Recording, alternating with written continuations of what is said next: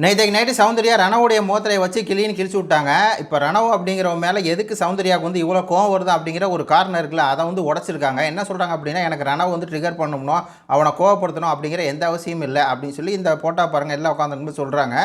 இதில் ரணவு வந்து என்ன பண்ணியிருக்கான் அப்படின்னா, இவங்க வந்து முதல் வாரத்தில் உள்ளே வந்திருக்காரு. ஆனால் உள்ளே வந்தோடனே இவங்க தானே கிச்சன் இன்சார்ஜாக இருக்காங்க. இஷ்டத்துக்கு வந்து பார்த்தீங்கன்னா தோசை கிட்டத்தட்ட 20-30 தோசை சுட்டு கொடுத்துருக்காங்க. நல்லா சாப்பிட்ருக்கான். நல்லா அவன் பாடிக்கு வந்து நல்லா சாப்பிட்டு என்ன சொல்லியிருக்கான் அப்படின்னா, பாசக்கார சௌந்தர்யா அப்படின்னு சொல்லி சொன்னவன் அடுத்து ஸ்வாப் ஆனவொடனே என்ன சொல்லியிருக்கான் அப்படின்னா, என்ன பண்ணியிருக்கான், அது செய்யலை என்ன பண்ணியிருக்கான் அப்படின்னா, சௌந்தர்யா மாதிரியே பண்ணிகிட்டு இருக்கேன். அதான் சௌந்தர்யா கேட்குறாங்க, டே ஒன்றை மாதிரி பண்ணுற என்ன மாதிரி எதுக்குடா பண்ணுற அப்படிங்கிறத அங்கே ட்ரிகர் ஆகுது. சரியா? இப்போது அவன் வந்து அவனை மாதிரி தானே பண்ணுவான். அவன் எப்படி பேசுவான், அவன் எப்படி பிஹேவ் பண்ணணும்னு இவன் என்ன பண்ணியிருக்கான் அப்படின்னா, சௌந்தர்யா மாதிரியே என்ன பண்ணியிருக்கான், சௌந்தர்யா மாதிரியே பண்ணியிருக்கான். அதுதான் உங்களுக்கு வந்து ஹிட் ஆகி டென்ஷன் ஆகி அவ்வளோ தூரம் வருது. அதான் சொல்கிறாங்க, எனக்கு அவனை ட்ரிகர் பண்ணணுமோ, எனக்கு அவனை வந்து கோவப்படுத்தணுமோ அப்படி கிடையாது. ட்ரூத் ஆர் டேரில் வந்து அவனை எனக்கு பிடிக்குன்னு தான் சொன்னேன். ஆனால் அவன் வந்து என்ன பண்ணுறான்னா, என்னைய மாதிரியே பண்ணுறான். இப்போ சௌந்தர்யா வந்து ஒரு மாடுலேஷன் வந்து பிஹேவ் பண்ணுவாங்களே எப்போயுமே, அது வந்து அவங்களோட யூனிக் ஸ்டைலாக இருக்கும். அவங்க முடிய பண்ணுறதா இருக்கட்டும், அதேமாதிரி அவங்க பேசுகிற விதமாக இருக்கட்டும், அவங்களுடைய டான்ஸாக இருக்கட்டும், எல்லாமே ஒரு யூனிக்காக இருக்கும்ல. அதை வந்து கிண்டல் பண்ணுற மாதிரி கேலி பண்ணுற மாதிரி பண்ணும்போது ட்ரிகர் ஆகிறாங்க.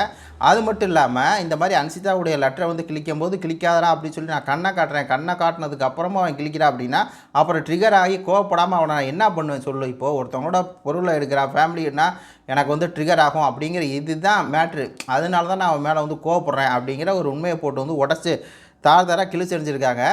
அதாவது இவனோட ஒரு உள்நோக்க கருத்து என்ன அப்படின்னா, சௌந்தர்யாவை நம்ம ட்ரிகர் பண்ணணும், ட்ரிகர் பண்ணி நம்மளை பாவம் போல் காமிச்சிக்கணும். சௌந்தர்யா வந்து வெளியே வில்லி மாதிரி காட்டணும், நம்மளை வந்து இவங்க கார்னர் பண்ணுறாங்க அப்படின்னு சொல்லி ஒரு கார்னரிங் கேம் பண்ணணும் அப்படின்னு சொல்லி ஆடுறான் அப்படிங்கிறது நம்மளுக்கு தெரியுது.